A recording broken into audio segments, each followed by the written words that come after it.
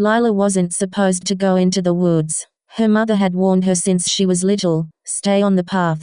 Don't stray too far. And never, ever go near the hollow tree. The warning seemed silly when she was a child, but as she grew older, she couldn't shake the uneasy feeling those woods gave her. The trees were ancient, their twisted roots clawing out of the ground like grasping hands. The air always felt colder, heavier, like the forest itself was alive. One crisp October evening, Adair brought her to the edge of the woods.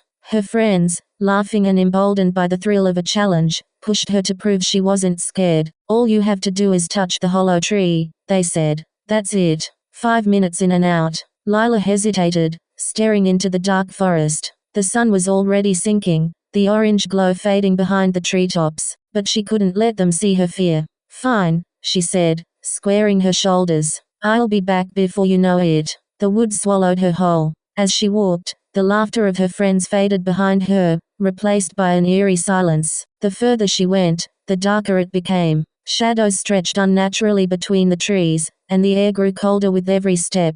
Then she saw it. The hollow tree. It stood alone in a small clearing, its bark blackened and split, the gaping hole at its base like an open mouth. The stories rushed back to her, of people who vanished without a trace, of strange whispers carried on the wind, of shadows that didn't belong to anything living. Her hands trembled as she stepped closer. Just touch it and go, she whispered to herself. As her fingers grazed the rough bark, the forest seemed to exhale. A deep, low groan echoed around her, and the wind picked up, swirling leaves in a frenzied dance. Lila. She froze. The voice was soft, like someone whispering directly into her ear. She spun around, her breath hitching. No one was there. Lila, come closer. The voice came again, this time from inside the tree. She peered into the hollow, her flashlight trembling in her grip. The beam revealed nothing but darkness, impossibly deep and suffocating. A cold hand shot out from the void, grabbing her wrist. She screamed, pulling back,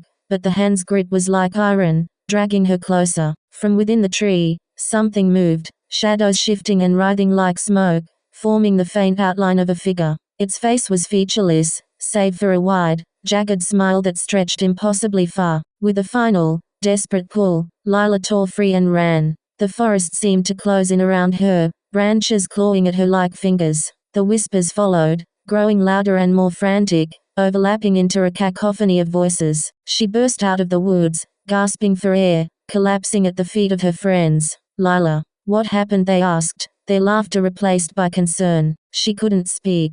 Her wrist burned where the hand had grabbed her, and when she looked down, she saw a dark bruise in the shape of long, skeletal fingers. That night, she dreamed of the tree, the shadows, the smile, the whispers. And when she woke up, she found dirt under her fingernails and leaves in her bed. The whispers never stopped.